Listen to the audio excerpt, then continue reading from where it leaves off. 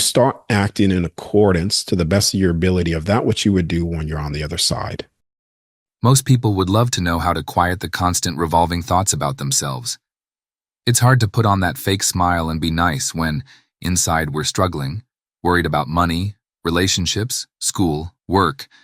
It all just keeps piling up. It takes a special kind of person to go out of their way to be genuinely kind to someone, especially when they're feeling overwhelmed. We're good at being pleasant when we expect it, when we know we have to put the mask on and can take it off later. But when someone unexpectedly approaches us, that's when the other side might slip out. Not necessarily a bad side, but one that might seem abrupt or distant. Inside, we know we weren't as warm as we could have been, and later, we replay the moment in our heads, justifying it. I was caught off guard, that's all. But deep down, we feel that little voice telling us, you could have handled that better. At some point, between the ages of 10 and 25, we realize that listening to that moral voice doesn't necessarily help us fit into society. The world rewards those who can blend in, play along, and pretend. So we start silencing our inner soul. For some, that disconnect is felt early, often around middle school.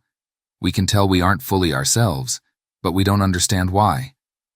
Some turn to drugs and alcohol, not necessarily because they wanted to, but because for a moment the pressure of expectations fades. The first few times, it works.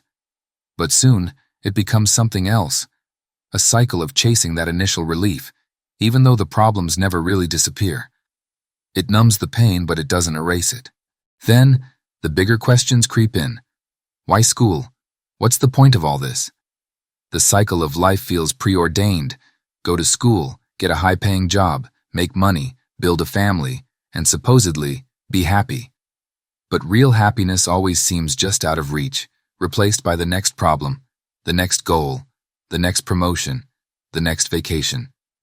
We are so far from living in the moment that even our grandparents, who once rolled their eyes at technology, are now glued to their phones. The stress is overwhelming, keeping up with every piece of life while in the background, we hear whispers of God will judge you in the end, so be good. As if being good isn't already hard enough. And now, on top of it all, we're expected to be overly pleasant to strangers when, from our perspective, they're just another demand on our already strained energy. So the question remains, how do I stop revolving my thoughts around myself? How do I break free from the pressure, from the masks, from the weight of expectations? Because I don't want to be fake. I want to be kind because I feel kind. But how do I do that when I'm stretched so thin that even pretending feels unbearable? To understand the answer, you first need to recognize some truths. Truths that may go against what you've been told, but ones that lead to a much more peaceful and fulfilling way of living. We must realize that on the other side, we are divine beings, creators of our own reality. This doesn't mean we wield power for selfish or harmful reasons. It means we gain access to infinite wisdom and use it for good. From that higher perspective, we judge ourselves honestly. There's no escaping through distractions or self-deception. Our higher self sees all and knows the truth. Once you understand that you are your own judge, you begin filtering your actions not based on societal expectations or fear, but by what you truly feel is right.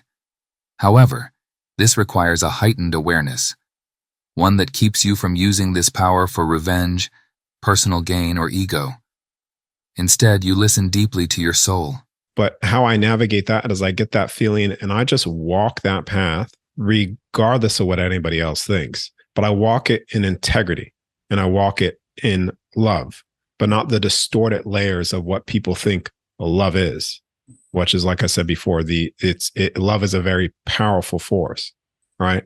It's the thing, it's the energy that will move a mountain. That is a very active force. And so that's what I do. I follow my intuition and my guidance and the voice that people usually shut down, right? And they shut it down and they don't follow their path and they don't follow their heart because their field is not clean, because their field is influenced by the influence that they have in their life.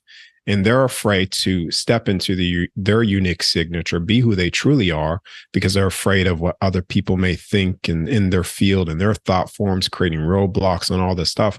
When really that person needs to step out of all of those things all right, and disconnect from that and just walk his own path. When you realize that what you focus on, you create, and that this process happens here just as it does on the other side, but with a time delay, you begin to understand the importance of your thoughts and energy. The key is frequency. The highest frequencies is unconditional love, integrity, and authenticity. Those are the highest frequencies.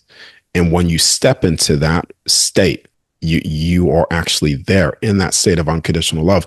This is the stuff that starts to repair your soul, well, in a sense, like it's like you're back home again. You could feel it. It starts to repair the body in a sense too, because frequency targeted at the body or certain things that you listen to will start to break down things within the body, or your field, your electromagnetic field will start to get lower.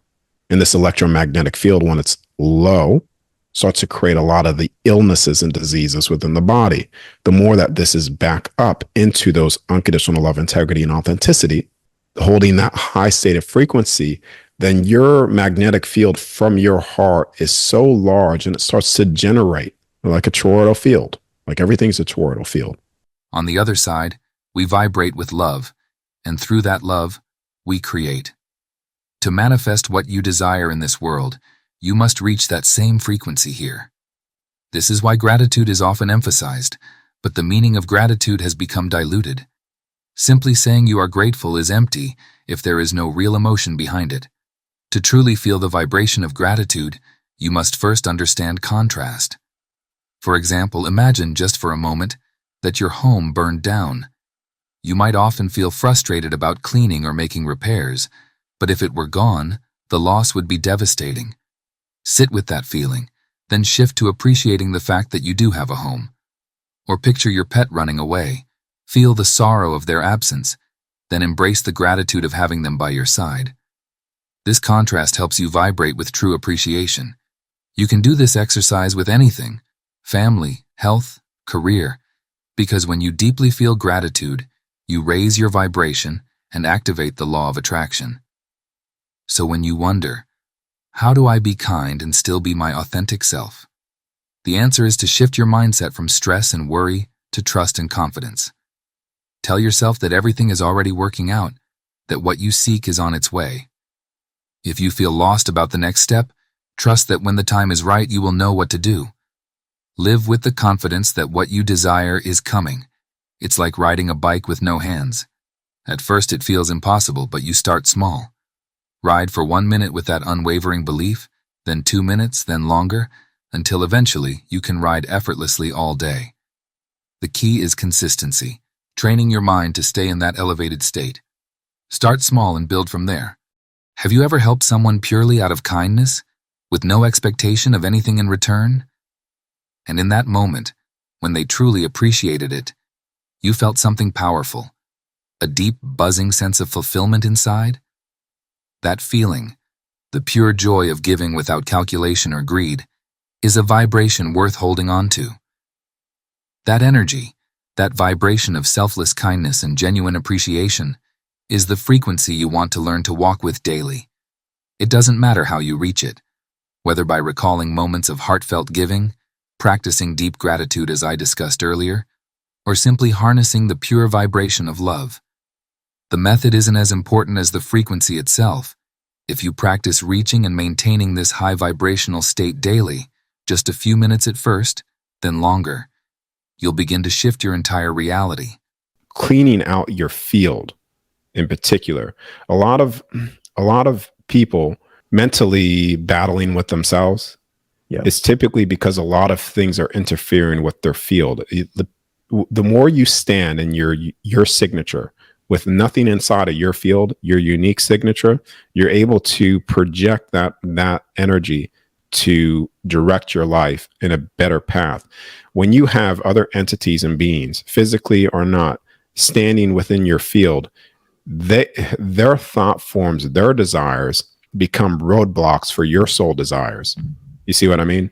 So clearing that out, being in your unique signature and only doing that which you feel, not based off opinions of others, but listening to yourself and going towards that, regardless of what other people think or their opinions of what you should or should not do. Well, I just want to clarify, when you say you want to clear your field of other parasites, of other beings, are you talking about physically, astrally, or both?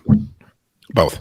Yeah, both. Let's just say if you have someone in your life, super negative person, like let's just go super bare bones basic, negative person in your life, they're always in your field. Just the very fact that that person's in your life, they're also in your field, and you're allowing that to be so. Getting rid of energies like that hold you back and distort your view of what you feel to be true, right? Mm-hmm. Eliminating basic things like that at the start will be a great starting point, right? Because of that will then get rid of things that are holding you back, essentially.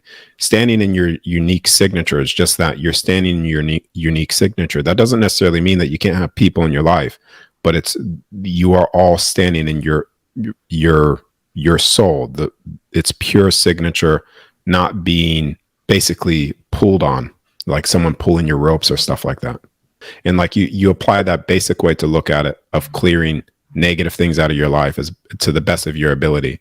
And then you apply that also energetically as well.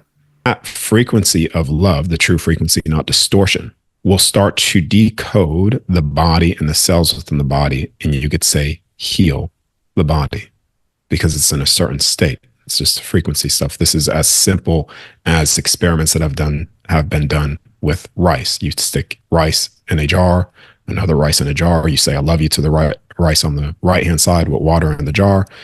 It doesn't decay, but you say, I hate you and stuff to the other side. It starts to decay and basically get mold. And this has been proven. Remember, there will be missteps as you learn to listen to your soul and act from your highest self.